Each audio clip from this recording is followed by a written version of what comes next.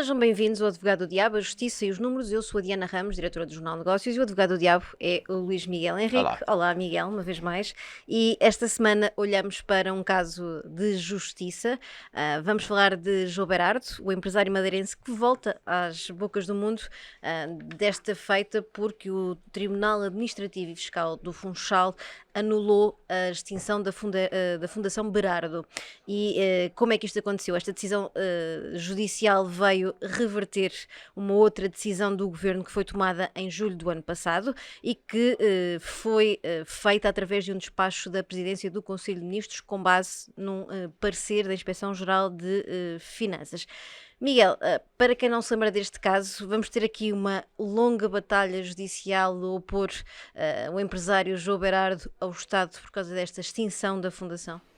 Bom, no passado eu penso que um dos programas que nós aqui tivemos, nós antecipámos isto. isso, até porque a personalidade da pessoa claramente indicia isso. Portanto, João Berardo, tudo o que tem, lutou e conquistou, e não parece que vá a própria personalidade dele seja de gratuitamente deixar que a derrota lhe chegue de forma gratuita. Célebre audição na Assembleia da República. A audição é fruto também de uma outra parte da personalidade dele, não é? A maneira como um bocadinho não só excêntrica, mas extremamente arrogante, que agora está a pagar claramente a fatura de tudo isso. E se não acharmos que não tem aqui também alguma perseguição política em relação a esse desafiar da Assembleia dos Deputados e do Governo, eu penso que ele também perceberá o erro.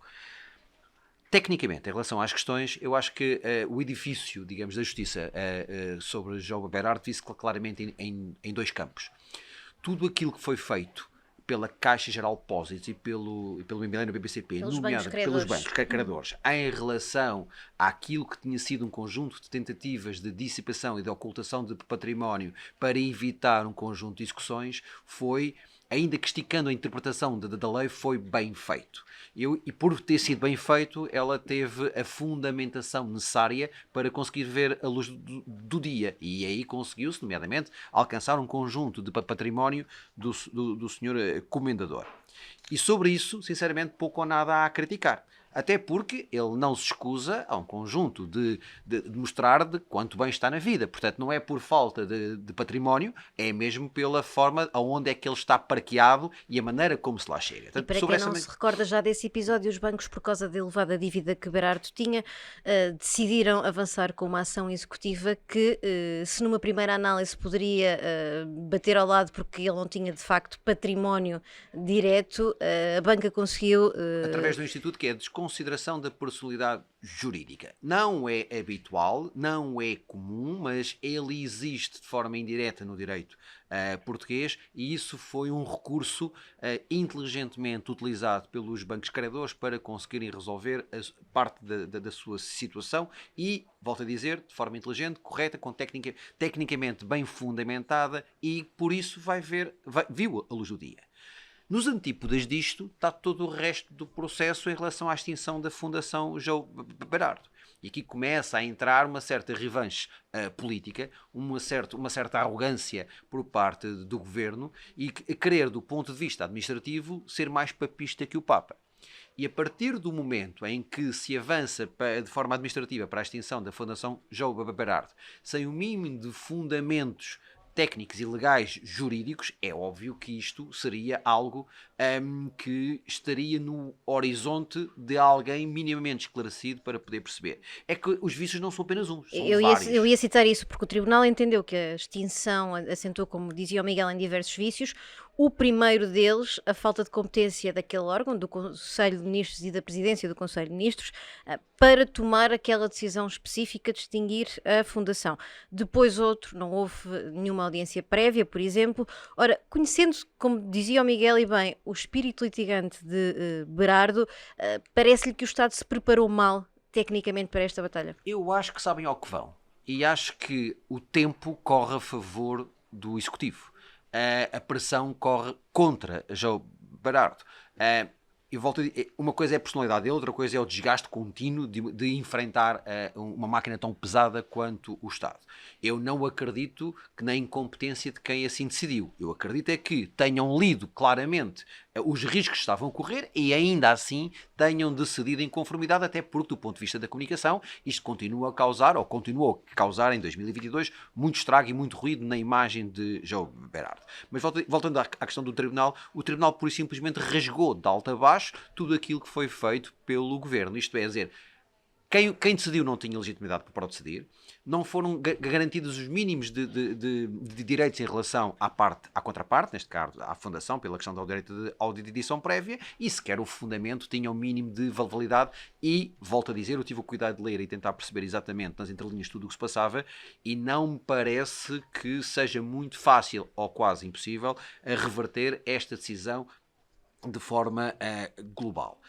Poderão tentar chegar por outros meios e por outros mecanismos. Agora, com os fundamentos que ali estão e com a fundamentação da sentença, eu acho que nesta parte em particular, em relação à questão da extinção da Fundação, o Governo terá alguma dificuldade em conseguir levar a melhor. Até porque a argumentação do Governo, com base num parecer da IGF, é de que havia um desvirtuar do papel da Fundação, dos seus objetivos e dos seus fins, aliás, e isto era justificado com o facto de João Berardo usar essencialmente a Fundação para a atividade económica, nomeadamente para gerir os seus investimentos pessoais. Ora, o juiz desvalorizou também esta argumentação. Porque a palavra que está aí é essencialmente. E não podendo quantificar, há uma coisa que é clara do resultado da sentença, do acórdão que tivemos acesso e que lemos, que é, aparentemente, tem mais de 30 anos a Fundação e também, aparentemente, a Inspeção Geral de Finanças apenas se dedicou a olhar para um terço dessa vida. Além disso, em nada, se nós olharmos para um conjunto de todas as fundações, da Champalimau ou qualquer outra, e quanto mais ricas, quanto mais bem-sucedidas são essas fundações, a Carlos Gulbenkian, mais ativos financeiros têm. Se nós pensarmos como é que é feito o funding da esmagadora maioria destas fundações, tem exatamente a ver com um conjunto de investimentos financeiros para tal. Portanto, não digo que a partir de determinado momento a Fundação João Berardo não tenha sido utilizada imaterialmente para determinados fins estratégicos e financeiros, mas isso não só é legítimo, como não afetou tudo o resto para que ela se propunha fazer. Por isso, do ponto de vista material, o fundamento da decisão de extinção parece-me claramente insuficiente. E quais é que são agora os riscos para uma decisão final negativa para o Estado? Para já, esta é uma primeira vitória de Berardo, mas a médio prazo, quais são os riscos para o Estado? E sobre esta questão, porque depois isto vai impactar na questão da coleção. Até que ponto é que... Porque isto foi feito para conseguir tirar e fazer terminar todo o protocolo e toda a contratualização que havia entre o Centro Comercial de Belém, entre João Berardo e o Estado. A partir deste momento, um dos alicerces do edifício foi abalado. Caiu aquilo que o Governo quer fazer ou quis fazer no passado? Não. Mas fica já coxo. E a partir do momento em que está coxo, ficou frágil. Se me perguntares o que é que no limite visualizo como potencial perigo, eu acho que o Estado português arrisca-se a ter que indemnizar o comendador João Berardo. E o regresso provavelmente aos órgãos sociais da própria Fundação. Isso agora, paulatinamente, há um caminho de reversão desta decisão que a partir daqui, João Berardo claramente e com certeza irá tomar as suas iniciativas. Ele tem um horizonte, e um horizonte é recuperar a sua coleção. Se não recuperar a sua coleção, deem-me o dinheiro que ela vale, que é para eu poder fazer parte. Ainda que os bancos mantenham o processo executivo pelo menos sobre... esse dinheiro vai reverter para liquidar a dívida. Não podem ficar com o lado mau das duas coisas. Eu estou a dizer o que é que eu acredito que pense João Berardo em relação a isto. Berardo tenta de alguma forma também limpar a sua imagem pública, que nos últimos 3 anos provavelmente saiu bastante degradado. Eu acho que ele se preocupa pouco com isso. Eu acho que ele se preocupa pouco, porque se tivesse preocupado com isso não se tinha dado o papel que se passou, que deu. Acredito que o grande foco dele seja o legado patrimonial e que possa deixar, não só à sua família, como aquilo para o qual sempre construiu. E ele ficar sem aquela coleção e ele ter aquela dívida às costas, materialmente, isso afeta e a imagem que ele possa ter portanto, do grande colecionador, de um dos maiores colecionadores, se não o maior, nomeadamente de arte moderna, esse é o legado que ele quer deixar, essa é a imagem. Se ele é mais ou menos beligerante, se ele é mais ou menos bem visto pelo cidadão comum, ou pelo governo, ou pelo secretário de Estado, ou pelo primeiro-ministro, sinceramente sinceramente, eu acho que é para o lado que ele dorme melhor. Vamos a um outro tema, é também jurídico, mas de um outro tipo. O fim dos vistos gold e a litigância que pode vir a gerar a decisão do governo, que foi tomada no âmbito daquele pacote de medidas para a habitação, de acabar com os vistos gold. Ora, o negócio já tinha noticiado que há pareceres que apontam para a inconstitucionalidade desta decisão do governo. O Jornal Sol pegou também esta semana no tema e alerta para os processos judiciais que podem já estar a ser preparados por muitos escritórios de advogados. Abriu-se aqui também uma caixa de Pandora, Miguel. Eu acredito que sim. Porquê? Porque uma das coisas mais importantes que temos para oferecer enquanto o país terá que ser obrigatoriamente, enquanto membro da OCDE, enquanto membro da União Europeia, como um país de civilizado e de primeiro mundo onde queremos estar, é a segurança jurídica. Os governos não podem alterar a lei, claramente criando expectativas para as quais depois não só não as entrega, como as viola. E isso é a primeira grande questão que, sinceramente, aqui está posta em causa. Eu não duvido da bondade, nomeadamente, isto é, acho que os vistos gold, da maneira como eles foram criados, tiveram um papel, cumpriram-se o papel, e acredito que tenha chegado o momento de, porventura, ser necessário ajustar, adaptar e até pensar. O que não pode, eventualmente, é retroativamente querer-se de forma populista, de forma demagógica, achando que isto vai resolver o problema da habitação, porque não o é, claramente mostrando ou tentando pegar no investidor estrangeiro, no senhor que traz o dinheiro e que vai comprar a casa e por causa disso não... Como o gerador de todos os problemas. Não é, isso não é verdade. E pior ainda, é certamente só uma parte da questão. Colocamos a imagem de Portugal muito má para quem, como os advogados, os consultores, todas as pessoas que tentam projetar e trazer investimento estrangeiro para Portugal, é sempre complicado de explicar. Depois queríamos fazer uma parte em relação à questão de porque é que isto só foi feito para o imobiliário e não para as empresas, que foi um argumento que o governo utilizou e que não é bem verdade também aí. Mas em relação à litigância, eu não tenho dúvida nenhuma, quem tem projetos de 300, 400, 500 milhões de euros e de repente mudam as regras a meio, que vai querer ser ressarcido. E mais uma vez, tal e qual como na decisão de João Berardo, eu vejo o governo e o executivo muitas das vezes a tratar a lei ao pontapé.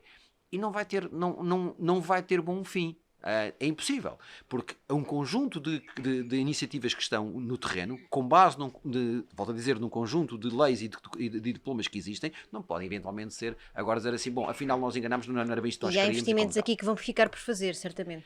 Além dessa, essa é a questão que, sinceramente, depois nós ouvimos ruído de ambos os lados e também conseguimos perceber a contra-informação que existe. Agora, falando claramente de uma coisa que o governo utilizou, dizendo que os vistos gold foram essencialmente para investimento imobiliário e não para a criação de emprego. Empresas e empregos. Os números demonstram isso. Sendo verdade, do ponto de vista direto, já não é de forma indireta. E depois temos que perceber o porquê.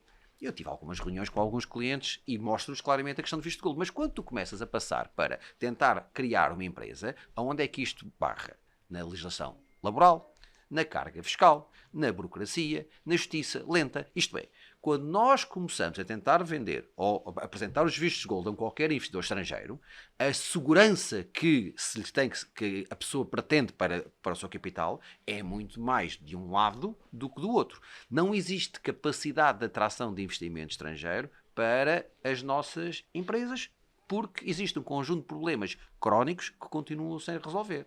E isso, enquanto não se houver isso, não é por aí que nós vamos conseguir captar. Mas o nível de investimento também exigido a alguns destes investidores era tão baixo a dada altura que um simples negócio imobiliário relativamente pequeno numa cidade com preços já muito aquecidos mas essa é a parte que eu concordo. Fazia com que estes números de facto se traduzissem em não existência de emprego. Essa é a parte que eu concordo, isto é, o que nós vivemos hoje não é a mesma coisa que 2014, 2013, 2012. Estamos uma década à frente, havia problemas à altura, os problemas hoje são diferentes. Achar que são os vistos gold os causadores da falta de habitação? Não, não é. É a obrigação do governo ter antecipado e programado e planeado um conjunto de situações referentes à habitação social. Já não para falar da economia em relação à melhoria de rendimento de quem trabalha. Agora, se querem captar mais investimento para empresas, tem que se alterar estruturalmente e fazer um conjunto de reformas que não estão na carteira e não estão na agenda. Não fazendo isso, desperdiçando tudo aquilo que possa ser um investimento estrangeiro para o nosso parque imobiliário, nomeadamente para áreas menos pressionadas do ponto de vista do preço, e onde são necessários criar resorts, hotéis, há um conjunto de outras questões, nomeadamente até em relação a fundos de investimento, que pode eventualmente ser uma forma de alavancar um conjunto de outras plataformas. Eu acho que eventualmente sim seria possível, e uma medida tão radical como a que foi tomada poderá não ter sido a melhor. Além de, volto a dizer, e terminando como começámos, irá abrir a porta a um conjunto de litigância que também, mais uma vez, não terá um bom fim para o Estado português. Fechamos literalmente como começámos. Obrigada, Miguel, por mais esta análise. Está assim encerrado mais um videocast do Advogado do Diabo. Até para a semana.